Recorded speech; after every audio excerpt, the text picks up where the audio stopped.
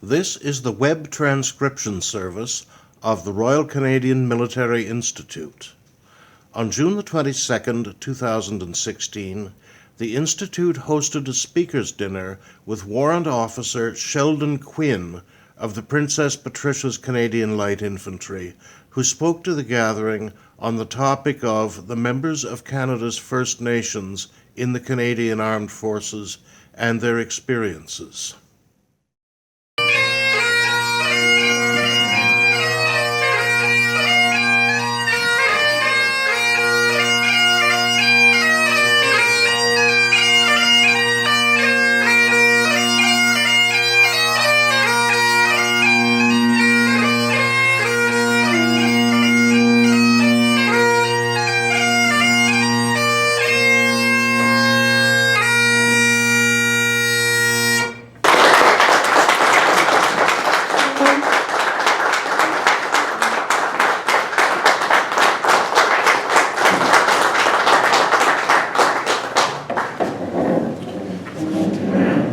I think he said it all. I don't have to speak anymore. Everything he said basically is Cole's note version of the 30 pages I got for you to talk about for the next 30 minutes. You'll make it much more interesting. If you could hit play on there, I'm just going to start off with a small little movie video that I just made up the last couple days. Thank you.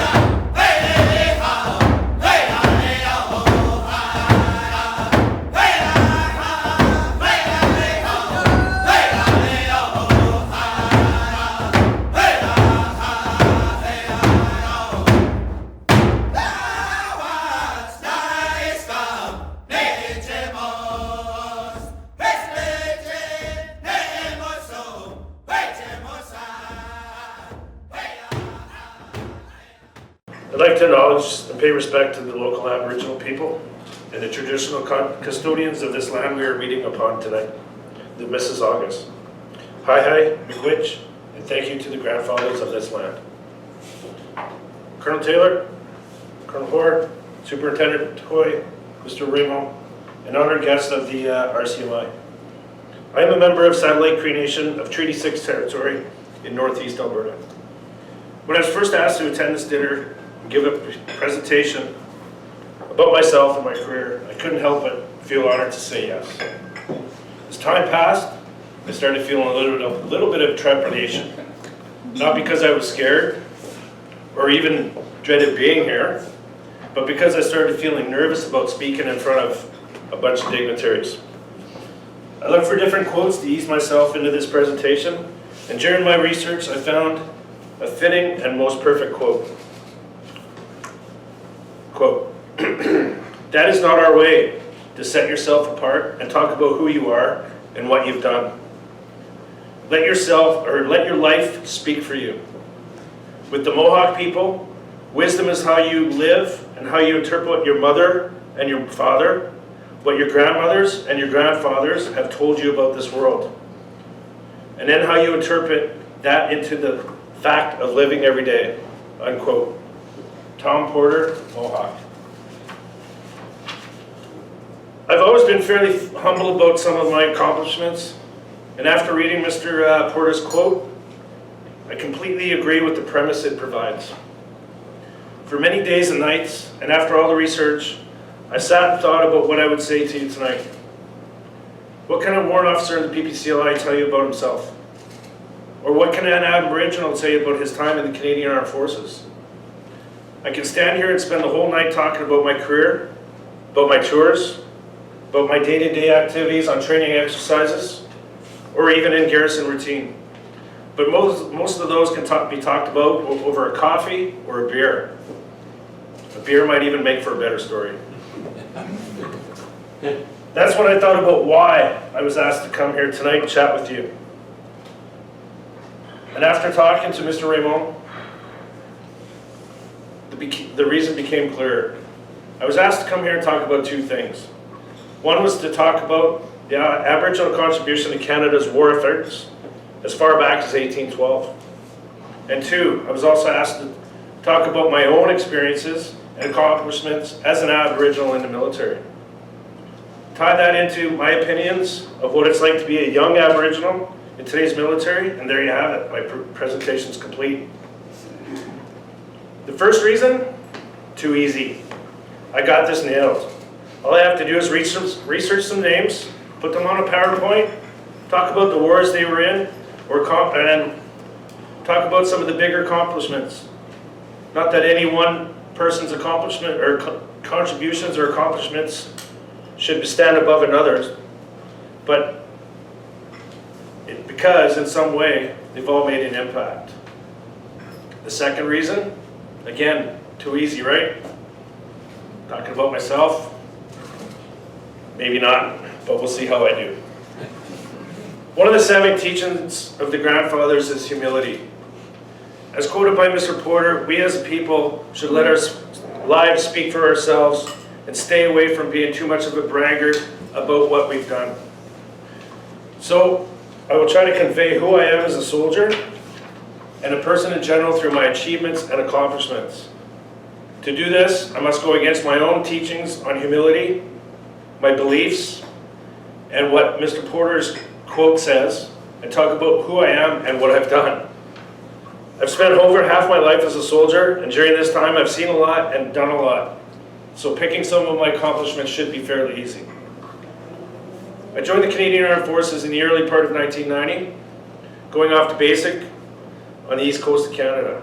After basic training was complete, I was shipped off to Wainwright in Alberta to do what at the time was called Princess Patricia's Canadian Light Infantry, or PPCLI, the battle school there. After battle school, I was sent to my first posting with the 2nd Battalion PPCLI in Winnipeg. At the battalion, much of our time was spent training. We trained for the expectation of overseas deployments and possible combat missions. As you know, in the early 90s, there was no combat missions that Canada was part of. We were a peacekeeping nation, and clearly nobody was going to change that. However, we trained hard, and we trained often. Most of us girls. Most of us met girls who would later become long-lasting girlfriends or wives. For me, I met the mother of my now 19-year-old daughter. Oh, wow. In 1993, the battalion deployed to Croatia for what we thought was going to be the stereotypical peacekeeping tour. We were going there to keep a very volatile peace between the Croatians and the Serbians. To start the tour, our area of operations was outside the war-torn city of Zagreb. Most of us were in awe as we took in all the sights of the damage in the cities and the surrounding areas with the rubble and the damage everywhere. I recall a very quiet bus ride from Zagreb to our AOR as the soldiers took in all these awful sights. Our first days there were spent getting acclimated to our new homes and surroundings. We met locals and tried to give them confidence that we were there to do what we were supposed to do. We soon got a reputation that we were a force that wasn't going to back down from anyone or anything. If there was a peace to keep, we were going to salvage it and instill it. Both factions of the local population respected the battalion and the job we were doing to keep the precious peace that we could keep. Every little incident that rose was fully investigated. Our leadership looked to question locals to see if they knew more than that they're actually telling us, ensuring every avenue was looked after or looked into to try to find out what or who was causing the incidents that were happening. Except for the odd pot shot from a sniper or soldier, the other side tested our steadfast resolve. About 3 months before the battalion was due to start its rotation back to Canada, an area in the south of the country took a turn for the worse. A different peacekeeping unit was all but chased away by the Croats, causing the fighting to escalate. The United Nations Protection Force commander told both sides that a unit would be placed in the volatile area whether they wanted it or not. It was decided that that unit would be 2 PPCLI. We moved lock, stock, and barrel to the new area. After the move south, the tour that was peacekeeping in the north unexpectedly took a turn towards actual combat in the south. We were mandated with creating a buffer between the Serbs and Croats, but the whole while we were taking on small arms fire and artillery attacks on an almost daily basis. In mid-September, we were tasked to place ourselves between the two armies in an area known as the Medak. This operation became a battle in so much as one of our subunits took on small arms fire and a full artillery attack from the Croatian army. They had to defend themselves by returning fire on the Croats. And after a 16-hour engagement, all our Canadian troops came out with only minor injuries. While moving into the position between the Serbs and the Croats, my company was met by a heavily defended roadblock of anti-tank mines. The next few minutes would be very precarious as neither Canadian nor Croatian would back down. I myself was in a vehicle where we had a standoff with the Croatian army section. This would be the first time ever I would have to point my machine gun at another person. I was fully prepared to defend myself and my fellow soldiers, just like that Croatian soldier was. Once the Croatians finally relented, we moved into our positions and found some of the ugliest and most horrid scenes we'd ever seen in our lives. The reason the Croats held us up at the roadblock was so that they could complete their ethnic cleansing on the Serb village. Some of the scenes have long-lasting memories for most of us that were there. It would be noted later that the Medak Pocket operation would be the first time Canada had engaged in any type of wartime act since the Korean War. Just as a side note, about 10 years later, Governor General Adrian Clarkson actually gave us a commendation for that operation.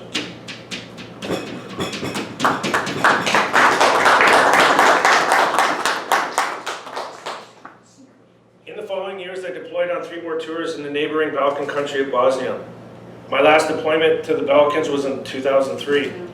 Only once during those 3 tours did I feel as nervous as I did on my first tour.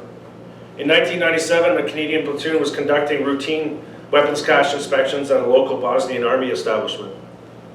During these inspections, the commander of the local army unit denied access to the Canadian troops into his weapons compound to inspect. It got to the point where my platoon was called out and we had our 81mm mortars ready to fire bombs on the local Army buildings unit, or Army units building. At the same time, the Battalion Quick Reaction Force was deployed to the immediate area and were poised to help defend the platoon that was on the edge of danger. Once the local commander realized how prepared we were to carry out our mandated tasks, he relented and stood down his troops and let the inspection occur. In 2002, the battalion augmented 3 PPCLI during the first Canadian deployment to Afghanistan.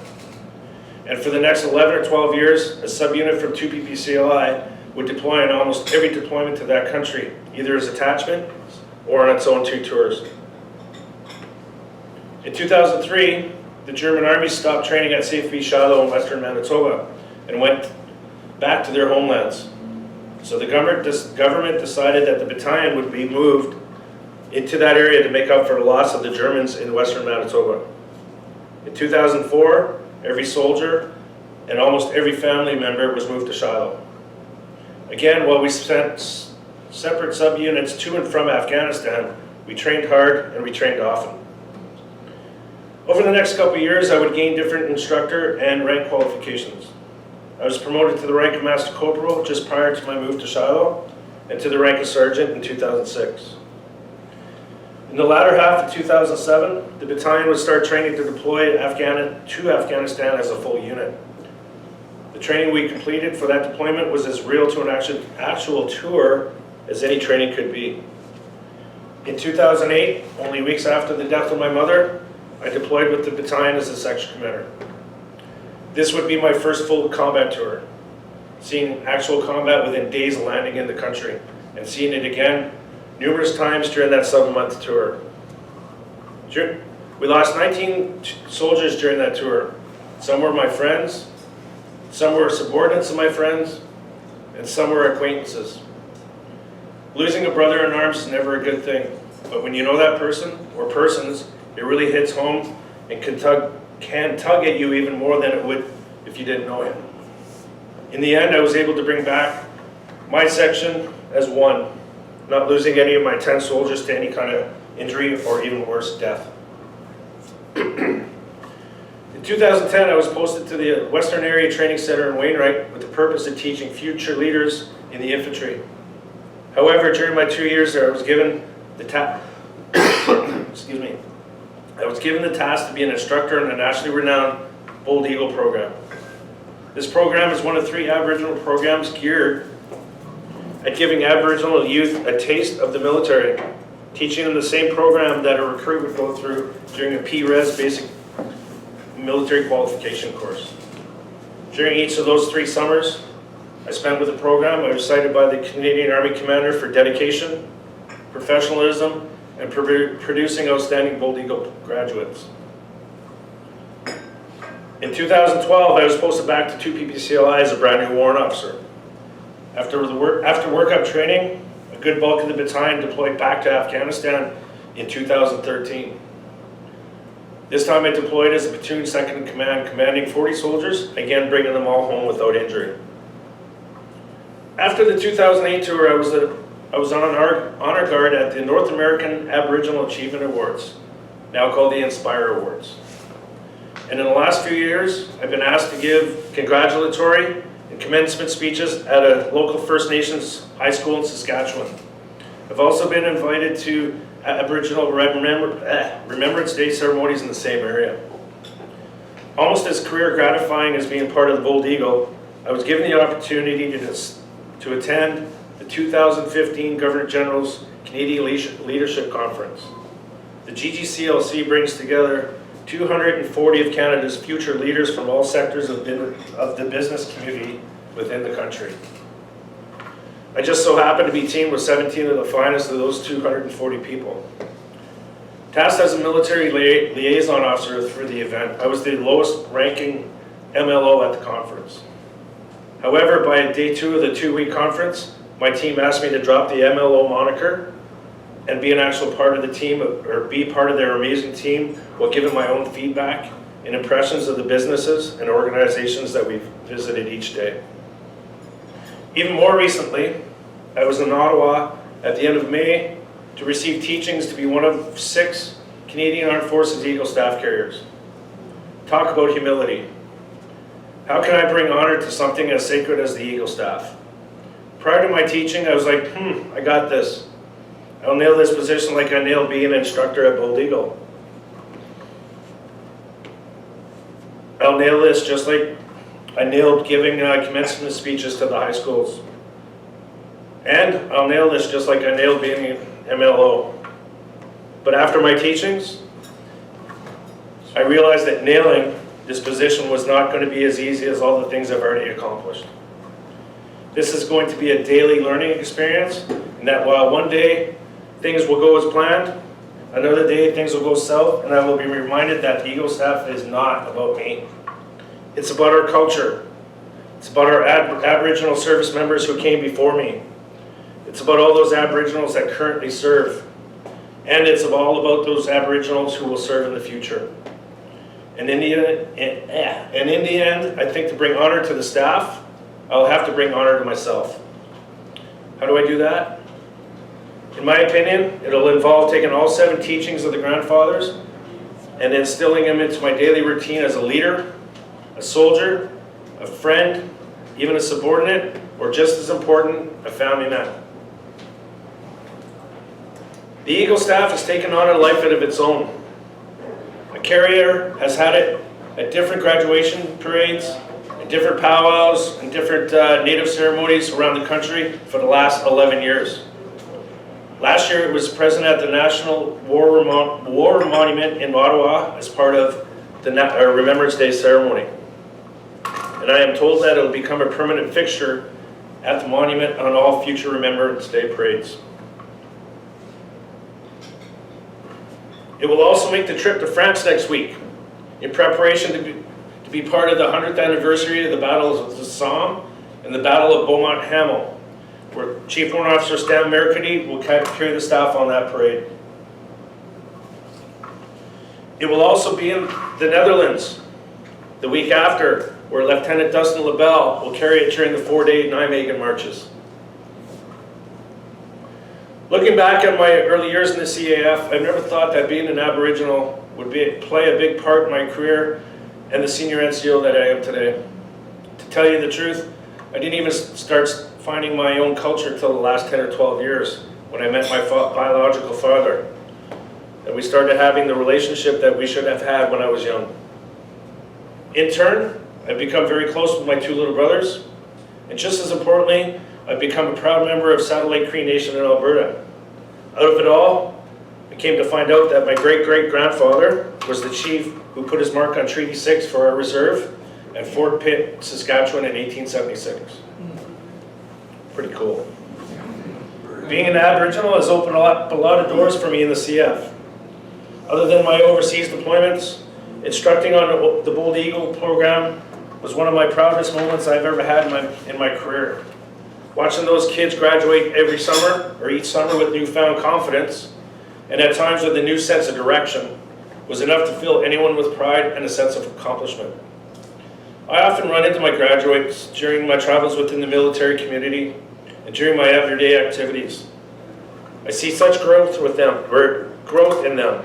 They often tell me that they take what I taught them about the military, discipline, and life in general, and apply them to their everyday routines, whether they join the military or not. I'm proud to see that they're starting their own journeys and becoming pillars at home, and are starting to give back to their own communities. At the end of March of this year, I attended another memorial to honor the Aboriginal vets of Canada. This was in Winnipeg. The Deputy Commanding Officer to PPCLI gave a little speech about the Aboriginal contributions to Canada's military. He said something that will stick with me forever. Leadership is the future, and the future is our youth. How fitting is that quote within my own culture? I look at our communities and see the loss of our elders. Our elders are tied to our past. We will need our youth to start stepping up and taking over some of the leadership that we're losing every time we lose an elder. This will ensure our future is tied to our present, and our present is tied to our past. I am sometimes asked why I joined the Army, and do I, or have I, ever experienced harassment, prejudice, or even racism? Honestly, I rarely, if ever, have been subjected to any of it. Does that mean I don't think harassment, prejudice, and racism are not out there? No, absolutely not. It's there in general Canadian society, which in turn means it exists in our military. There are avenues to deal with it though. We have educational briefings, we have harassment advisors and investigators to go to, we have other Aboriginals to lean on, and hopefully we have our chain of command to help us out. I also think that the culture shock is different for a young Aboriginal soldier than it might be for a non-Aboriginal. The Aboriginal may have spent his whole life on the res with only small or short visits to the city. Then they join the military and are posted to cities that they may feel really foreign to them. There, they'll live in barracks where their whole life is now revolved around timings. Timings to wake up, timings to eat, to parade, to do PT, conduct their daily tasks, and dismissal timings. They leave their moms and dads, grandmas and grandpas, and they have almost no one to go to when something happens, good or bad. The foundation that is built from family bonding can be broken by this new environment and these new surroundings.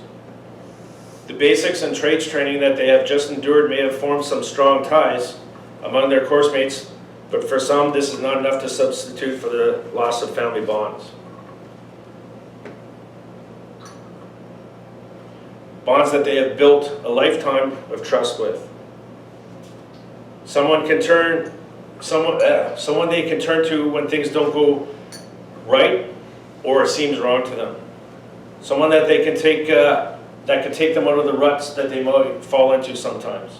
After joining the military, some of these new soldiers, sailors, and airmen will have trust issues because they feel they have no idea who they can turn to, because there has been no time to build any type of trust. This sometimes causes them to become more and more introverted, making it seem though they are becoming problems to the chain of command. I think the military is doing a good job interacting with Aboriginal soldiers though. They offer courses and lengthy briefs to help the chain of command understand our culture. If the chain of command is to understand the personal problems of some of our youth are having, they should know and somewhat have an understanding of our cultural differences. Differences like the importance of extended family, or something as menial as eye contact. Actually, there's a whole hockey sock full of differences that we have. Only when the chain of command understands these differences will they be able to help our struggling youth. To me, I look back on my career and can honestly say that I have never been given anybody the chance or opportunity to start the harassment, prejudice, racism, or even ill judgment with me. It's my opinion that people should and will be treated as you want to be treated. As with my job, it took me, if you look to be treated poorly, you will be treated poorly. But I do think that it's a two-way street, and if me as an Indian am looking to be treated the same as the rest of the rank and file, then I should act and perform like the rest of the rank and file. I cannot fall back on the idea that because I'm an Aboriginal, then I should be treated differently. This is what I tell my troops every day. In the battalion, I've had young Aboriginal soldiers work for me in my time as a leader. I wanted them to shine. I wanted them to stand above. I wanted them to succeed at a faster rate than their peers. And because of this, I think I was more hard ass on them as I was my non-Aboriginal soldiers. I pushed them to strive for success and accept nothing but the best. Nothing but the best from themselves, not the establishment. Some of my non-Aboriginal peers question my hardness on these troops, but I can honestly say that most of these troops have excelled in their employment already, whether they're progressing through the ranks along with their peers, or being the best driver, the best lav gunner, or even the best storeman they can be. It's a life and career that is offered to you. It's not forced. It's not a forced career or a forced life. It's what you do with it after that will gauge your success. It's the push to be the best in yourself that you can gauge yourself on. The Aboriginal culture can be looked at as the ultimate warrior society. For generations, our grandfathers had to defend hunting grounds, homelands, families, and extended families. When they needed more land for living and hunting, they went out and conquered or ousted other nations to acquire that land.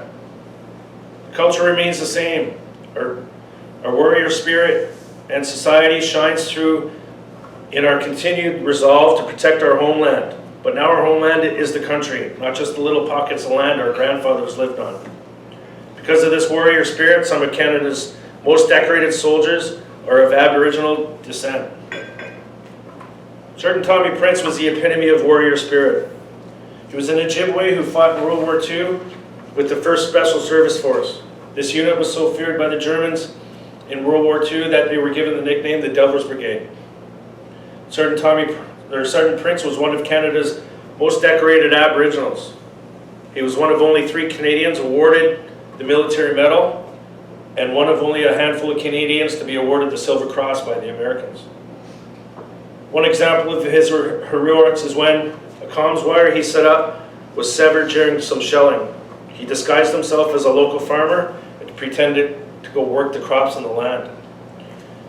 Once he found the break in the line, he stooped to tie his shoes and fix the wire while the German soldiers watched, unaware that he was actually Canadian. At one point, he shook his fist at the Germans and then at the Allies, pretending to be pissed off at both. His actions resulted in the destruction of 4 German tanks that had been firing on the troops. After World War II, he re-enlisted to go back to Korea with 2 PPCLI. These kinds of actions by Aboriginal heroes and wartime vets laid the foundations and standards for future Aboriginals to follow, setting the bar high for all of us and driving us to reach for success. I often find myself researching these contributions of other people, our people to this country and its military history. I see names like Tecumseh, Tenskwatawa, John Brant, Francis Pegam-Agabo, Charlotte Martyr, Cora Sinnard, Mary Grey Eyes Reed, and Sergeant Tommy Prince, to name a few. They were all up on that video before. All these people made significant contributions to the Canadian war effort from the War of 1812 through the Korean War. Aboriginals have participated time after time, war after war, in the defense of this great nation. In the early wars, some had to overcome many daunting barriers. They had to overcome cultural differences, they had to learn new languages, and for many they had to travel. They had to leave home for the first time, traveling many miles just to have a chance to enlist, let alone go overseas. With the absence or lack of official records, there's no way to give exact numbers of Aboriginal men and women who enlisted in Canada's military during World War I.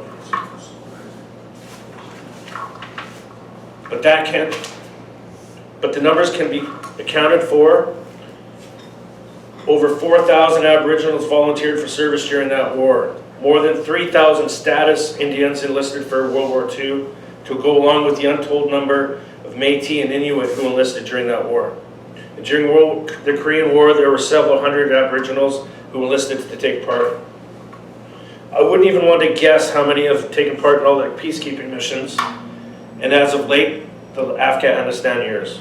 All these wars, all these peacekeeping missions, 12 years of fighting in Afghanistan, have all had Aboriginals along for the fight.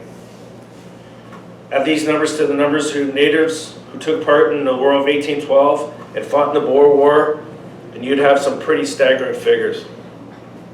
Because of the treaties with the Government of Canada and the Throne, Aboriginals were not forced or even asked to serve, but many thought it was their duty.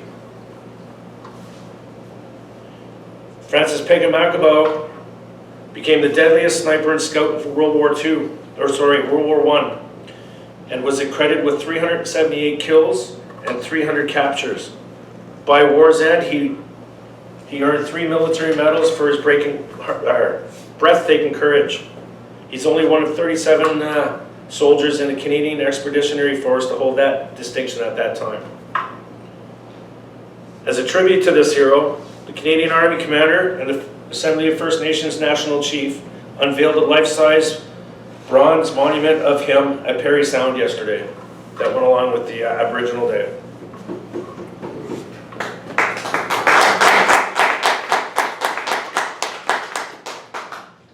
Shawnee brothers Tecumseh and Tenskwatawa helped the British repel and defeat the Americans in War of 1812. Tecumseh had a vision and a dream that saw all Aboriginal tribes uniting against the Americans and the formation of an independent nation that made up of all Aboriginal nations. In his vision, this formation would defeat the Americans. The formation dream would die with him when he was killed at the Battle of Thames in October of 1813. His brother Tenskwatawa, who was known as a prophet, was a religious leader who helped bring nations together to fight along with his brother. During the Battle of Tippecanoe, while Tecumseh was away trying to unite more tribes, Tenskwatawa was decisively defeated, and the natives took all power that he had away from him. Another proof of embodiment of the warrior society is George McLean. He fought in the World War, and over a decade later, he enlisted for World War I. He won the Distinguished Conduct Medal for his actions at Vimy Ridge. He captured 19 prisoners by himself, and later he saved a large number of casualties when he was attacked by 5 more prisoners who attempted to reach his machine gun. He was able to dispose of them unaided, thus saving a large number of casualties on his own side. John Brant was the son of the Mohawk leader Joseph Brant. John Brant and John Norton led native warriors to stop American attack at the Battle of Queenston Heights in October 1812. Involved in many more battles throughout the war, he made the rank of lieutenant in the Indian Department. I also found Métis people like Frank and Charles Tompkin of Gruard, Alberta. They were employed the same way as Apache people were employed by the U.S. Army, just like the movie Windtalkers. They were employed as signalers that spoke their native Cree language and were called code talkers. They would pass secrets about the enemy movement and possible attacks to other code talkers in Cree, saving dozens and dozens of other Canadian soldiers. Charlotte Montour was the first Native Canadian registered nurse. But because she was Aboriginal, she had to take her nursing training to the United States after all Canadian nursing schools refused her enrollment. She left her job as a school nurse to join the American Army Nurses Corps. She served in France at a military hospital. She was one of 14 Native Canadian women who served as members of the Army Nurses Corps during World War II. Along with Cora Sinnard, another Canadian Aboriginal woman, she was one of 2 women to deploy overseas in World War I. There was only 2 of them. Paving the way for other Aboriginal women, Private Mary Grey Eyes Reid was the first Aboriginal woman to enlist in the Women's Canadian Army Corps. Even though she was subjected to discrimination, the government of Canada still made her the proverbial model for Aboriginal women in the CAF, Canadian Armed Forces.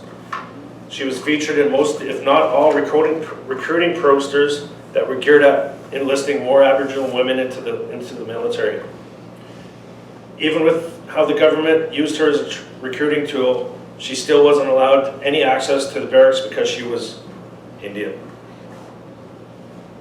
Other than these 3 ladies, I haven't been able to find a lot on Aboriginal women in service to Canada. Does that mean they didn't serve? Does that mean they didn't make a big impact on contributions? Does that mean that they shouldn't be researched? Does that mean they shouldn't be honored? No, no, no, and a huge no. Native women played a role in the Aboriginal contributions to Canada's war effort and should be mentioned and recognized for their efforts for every contribution they have ever made. I can say that during my 3 summers with Bold Eagle program, some of my better recruits were female. 2 of 3 of my summers had females winning the Top Candidate Award. I think it's all because as good as they can be, they don't make everything a competition just like their male counterparts do. It's just so relaxed. So there you have it. You've heard about me and my accomplishments, and if I may be so bold, my contributions. You've heard about my thoughts on what it might be like to be a young Aboriginal in Canadian Armed Forces. You've also heard or reheard about some of the Aboriginal community's heroes. I could go on, but then we'd be here till tomorrow night, and then your wife wouldn't be impressed. I could go on about how some reserves would lose half their male population because of different battles in Europe. I could go on about over the 500 Aboriginals that were buried at or near the battle site they were killed in. But then again, it would take a very long time to recognize each one soldier. I will let the few stand in proxy for the others. And if these people were alive today and we asked them about their heroics, I would almost guarantee that they would tell us they were just doing their job. Again, thank you for having me to be part of your night. I would hope that this presentation is even a little bit of what you would hope it was going to be. Hi, miigwech, thank you.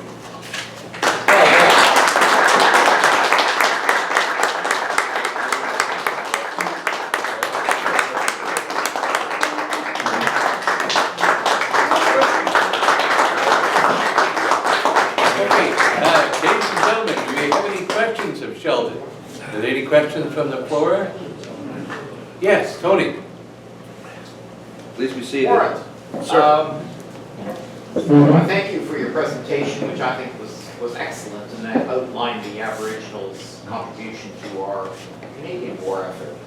I would welcome the reasons why you joined the Canadian forces in preference to the United States forces. I worked in New York City in the 80s. There were a number of Conwagnons that were on the high steel crews. And many of them had served in Vietnam with the Americans. And, obviously there's a change in, attachment. I wouldn't say loyalty because you're loyal to both of these countries. But could I have your opinions? For sure. That, please. The treaty commissioner from Manitoba that just left his position about 3 months ago, they did a shift in that position. His name is Jamie Wilson. He did exactly that. He went down with his being able to go both sides of the border there, and he was a combat veteran with the U.S. Rangers. I never had that chance because if I didn't say it in my presentation, I didn't get my treaty until I was 37 years old. So, and that's after I met my father. I didn't know my father until I was 35, and after him and I started getting our relationship that we should have had, like I said, when we were young, we started pushing for that, and it was given to me right away. I don't think, even if I did, I wouldn't have known that it was that easy anyway. Whereas, and I'll tell you right now, just for example, some of the kids that I talk to in Bold Eagle, they don't know that it's that easy as well. So in a nutshell, I didn't know it was available. Yeah, but like I said, Jamie Wilson, again, did exactly that. He went to them to serve instead of Canada. Okay. Yes, over here, Brian Hayes. Warrant, I've had some experience with the Rangers, and I'd be curious, given your experience with the Young Bold Eagle program, in one day or less, could you tell us how you would improve the Rangers program? Seriously, what are the top 2 or 3 things that you could think of that would make the Rangers program even more meaningful for the people participating and more effective? I think the Rangers are doing a really good job, the instructors that are up there. But what I think as well is bringing the, let's call it the younger adults down to the south and giving them proper military training to go back up north with might help. That would be the first step. Because up there right now, it's just, we'll call it non-Aboriginal instructors up there.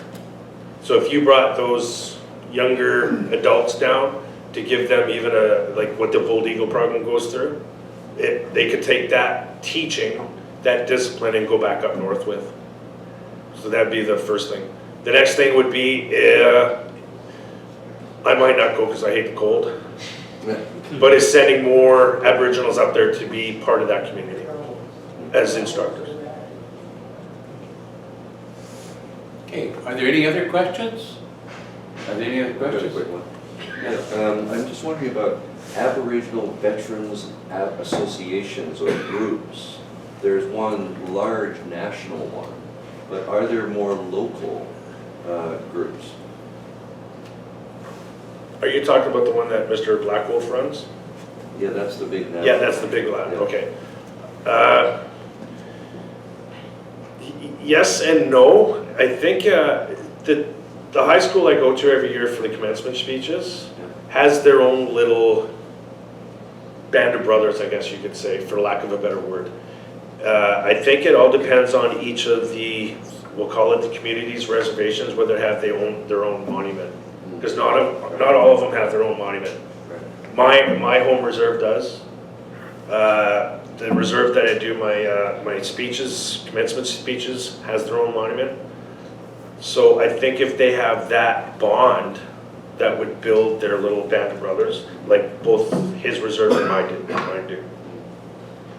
But other than that nationwide one that you're talking about, I haven't heard of anything else.